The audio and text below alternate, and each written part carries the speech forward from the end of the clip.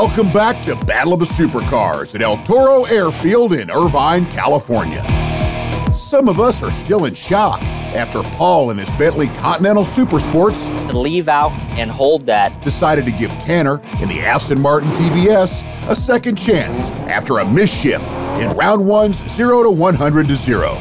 You want to give him another try? I'll give him another shot, but I think this thing's got it.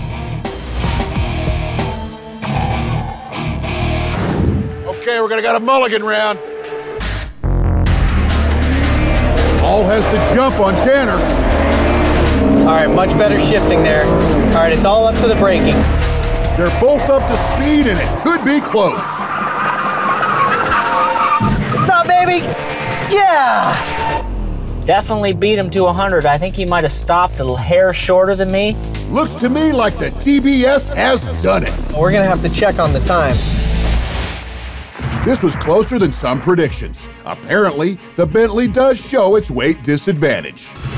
Okay, men, the data is in. The times from 0 to 100 to 0 were identical, 15.06 seconds. However, Tanner beat you with a 40-foot shorter distance. Therefore, your generosity led to Tanner taking the 0 to 100 to 0 battle here. Hell yes. I'm just amazed at how fast this car is. I don't care about the stopping because this car is as heavy as a Suburban. How fast it is impressive to me. With a little help from Paul, Tanner's TBS puts up the first point on the Michelin Battle of the Supercars scoreboard after round one.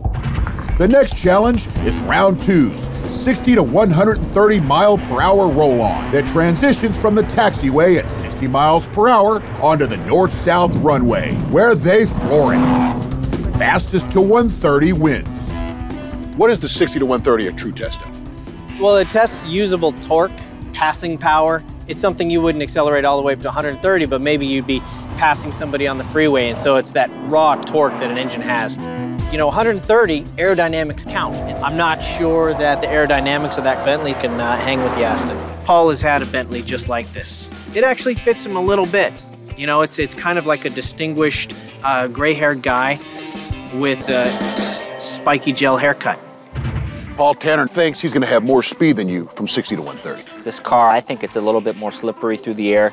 But the nice thing about the transmission in this car is it shifts so fast. I've just got to be in the right gear when we're ready to go. You can change up these battles and try different things, but dollar for dollar, I would choose the Bentley. This car is a heavyweight in its class, but it performs like a middleweight, and I got to give double thumbs up for this car.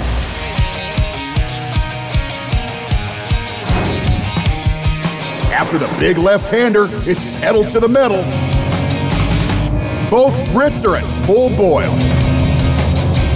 100 miles per hour.